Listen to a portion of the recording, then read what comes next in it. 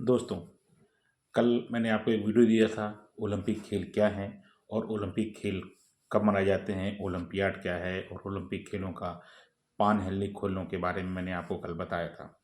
आज मेरा विषय है ओलंपिक खेलों में महिलाएं और ये ओलंपिक खेल किस प्रकार शुरू हुए। आज का टॉपिक है ये कि ओलंपिक खेल किस प्रकार शुरू हुए और ओलंपिक खेलों में महिलाओं की स्थिति क्या थी। तो दोस्तों, आप देख रहे हैं everything is possible with Sunil. अभी तक आपने मेरे पेज को न सब्सक्राइब किया हो तो पेज को सब्सक्राइब करिए और मेरे चैनल को लाइक करिए, सब्सक्राइब करिए। तो दोस्तों, जैसा आप सभी जानते हैं कि प्राचीन ओलंपिक खेल 776 ईसा पूर्व यूनान में प्रारंभ हुए थे। ये खेल किन परिस्थितियों में प्रारंभ हुए, ऐसी कौन सी मान्यताएं थीं कि ये खेल प्रारंभ हुए।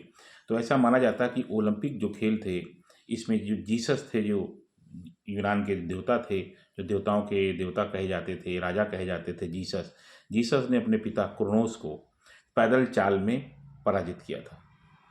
और जब उन्होंने पराजित किया तो फिर ये उनके सम्मान में इन खेलों का आयोजन होना शुरू हो गया। दूसरी एक मान्यता है कि जीसस और एल्कोने के पुत्र हेराकल्स जीसस और एल्कोने के पुत्र हेराकल्स ने इन खेलों का प्रारंभ किया। यह भी एक मान्यता है कि ओलंपिक खेलों की शुरुआत कैसे हुई। तो मैंने आपको दो कंडीशन बता दी, एक तो जीसस ने अपने पिता क्रोनोस को पैदल चाल में हराया, दूसरा कि जीसस और एल्केने के पुत्र जो थे हेराकल्स ने इन खेलों का प्रारंभ किया। तीसरी एक बहुत ही रोचक कहानी है कि इन खेलों का आरंभ कैसे हुआ। ग्रीस में एक राज नायक था, एक लड़का था जिसका नाम था पेलाप्स। जो पेलाप्स था उसको वहाँ की राजकुमारी जो थी, जो वहाँ के सम्राट थे आइनोमास, उनकी उनकी जो पुत्री थी हिप्पोडोमिया। तो पेलाप्स को हिप्पोडेमिया से प्यार हो जाता है, वो उससे प्यार करता है और उससे शादी करना चाहता है।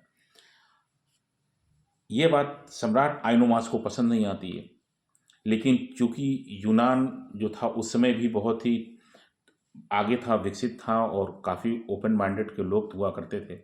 क्योंकि खेल ही हो रहे हैं, खेलो ओलंपिक जैसे खेल स्पर्धाएं होती थी। हमने कल आपको बताया कि खेलों के दौरान युद्ध भी नहीं होते थे और एक अस्थायी संधि की जाती थी। अपने पिछले टॉपिक में हमने आपको बताया है।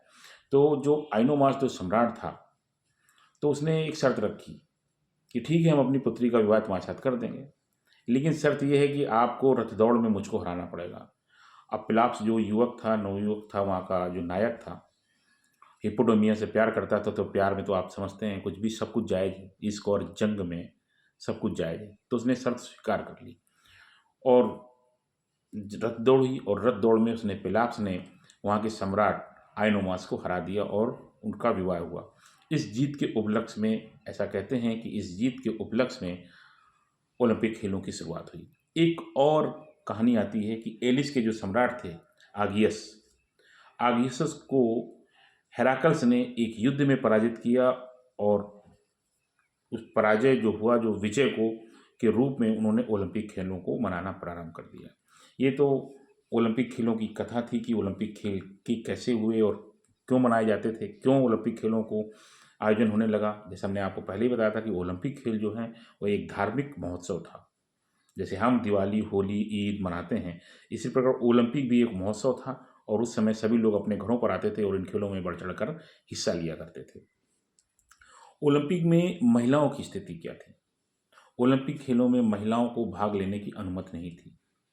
केवल वह दर्शक के रूप में उन खेलों को देख सकती थीं। वह भी अविवाहित महिलाएं जो थीं, वह केवल दर्शक के रूप में इन खेलों को देख सकती थीं। अब ओलंपिक जैसा खेल, इसका मतलब महिलाओं को ओलंपिक खेलों में रुचि नहीं थी, ऐसा नहीं है। ओलंपिक में महिलाओं को बहुत रुचि थी, क्योंकि उनके ही उधर से जो बच्चे होते थे वही तो ओलंपिक में भाग लेते थे। अपने बच्चों को आगे बढ़ाने के लिए उनको प्रेरित करती होंगी, मोटिवेट करती होंगी। इसमें एक कथा और आती है फेरानाइस की, मैं अभी आपको आगे बताऊंगा उसके बारे में। तो ओलंपिक खेलों में महिलाओं को भाग लेना नहीं था, लेकिन हेरा देवी के मंदिर, जो वहाँ की देवी थी यूनान की, हेरा, उनके मंदिर के प्रांगण में महिलाओं की एक रेस होती थी, जिसमें दो तरह की अविवाहित महिलाएं ही भाग लेती थीं, अविवाहित युवतियां ही भाग लेती थीं, विवाहित महिलाएं भाग नहीं लेती थीं। तो दो, एक नवयुवती और एक यौवन तरह की जो लड़कियां थीं, उनकी रेस होती थी। उस रेस में वो महिलाएं भागती थीं और विजेता होती थीं। ये जो जो यहाँ जो जहाँ पे ये स्पर्धा होती थी उसको हम स्टेडियम कहते थे। उसको हम स्टेडियम कहते थे जहाँ पर ये स्पर्धाएं होती थी। और यहाँ भी उन महिलाओं को भी पुरुषों की भांति उनको एक जैतून का ताज पहनाया जाता था। लेकिन एक यहाँ महिलाओं के साथ एक कंडीशन ये भी थी, युवतियों के साथ में, कि वह अपना, जो महिला विजित होती थी, जो जीतती थी, वह महिला अपना चित्र हेरा देवी के मंदिर में लगा सकती थी। ये ऐसा था वहाँ पर। तो ये महिलाओं की स्थिति थी, और महिलाएं इन खेलों को देख नहीं सकती थी। अगर उनको देखना होता था तो जो नदी थी, एल्फीसियस नदी के दूसरे तट से उन खेलों को वो देख सकती थी, वहाँ स्टेडियम में जाके नहीं देख सकती थी। केवल एक महिला को चुना जाता था उन खेलों को देखने के लिए। जो महिलाएं खेलती थीं उनको देखने के लिए एक महिलाओं के समूह में से एक महिला को चुना जाता था, जिसको कहते थे प्रीस्ट ऑफ डिमेटर। जो प्रीस्ट ऑफ डिमेटर महिला जो चुनी जाती थी, वह ही केवल उन खेलों को वहाँ बैठकर स्टेडियम में देख सकती थी, और उसका सम्मान भी होता था। इन ओलंपिक खेलों में कौन भाग ले सकता था और कौन भाग नहीं ले सकता था, इसमें यह था कि एक तो वह यूनान का नागरिक हो जो इन खेलों में भाग ले रहा हो, वह यूनान का नागरिक होना चाहिए। दूसरा, वह दास या गुलाम नहीं होना चाहिए, वह जो दास या गुलाम नहीं होना चाहिए ये ओलंपिक में, और वह ओलंपिक का निवासी होना चाहिए। यूनान का नागरिक हो, दास न हो, वह भाग ले सकता है, और केवल पुरुष ही भाग ले सकते थे, महिलाएं भाग नहीं ले सकती थी। तो जैसा हमने आपको बताया कि इन खेलों में भाग कौन ले सकता था और कौन नहीं ले सकता था। एक उल्लेख और आता है कि एक रथ दौड़ होती थी, उसमें रथ दौड़ में जो अमीर महिलाएं होती थी वही उसमें पैसा इन्वेस्ट करती थी, और वही उन खेलों में भाग लेती थी। तो एक उल्लेख आता है कि काइनिस्का नामक एक लड़की थी जिसने 2 बार ओलंपिक खेलों में रथ दौड़ में मुकाबला जीता था। महिलाएं इन खेलों को देख नहीं सकती थी, हमने जैसा आपको पहले बताया, वह सिर्फ एल्फीसियस नदी के दूसरे तट से इन खेलों को देख सकती थी। यदि कोई महिला पकड़ी जाती थी तो उसको पहाड़ की चोटी से नीचे फेंक दिया जाता था। एक उल्लेख आता है कि एक फेरानाइज नाम की एक महिला थी, उसने अपने बेटे को, बॉक्सिंग जैसा कोई खेल होगा, आज तो उसका नाम बॉक्सिंग है, लेकिन ऐसा कोई एक युद्ध होता होगा, खेल होता होगा जिसमें लोग ग्लव्स पहन के खेलते होंगे, उसको हम आज की भाषा में बॉक्सिंग खेल कह सकते हैं। उसने अपने बेटे को उन खेलों की ट्रेनिंग दी, और उसको उस पर अपना प्रशिक्षक थी, उसकी कोच थी, उसने बच्चे को ट्रेनिंग दी। ओलंपिक खेलों के दौरान जो फेरानाइज थी, मैंने बताया कि महिलाएं वहां जा नहीं सकती थीं, यदि जाती थीं तो उनको दंड दिया जाता था, मृत्युदंड दिया जाता था, या उनको पहाड़ की चोटी से नीचे फेंक दिया जाता था। तो फेरानाइज जो थी, उसने अपने पुत्र को ट्रेनिंग दी थी बॉक्सिंग खेल की। बॉक्सिंग जैसा कोई खेल होगा, या बॉक्सिंग ही हम आधुनिक खेलों की बात करें तो वह बॉक्सिंग हो सकता है।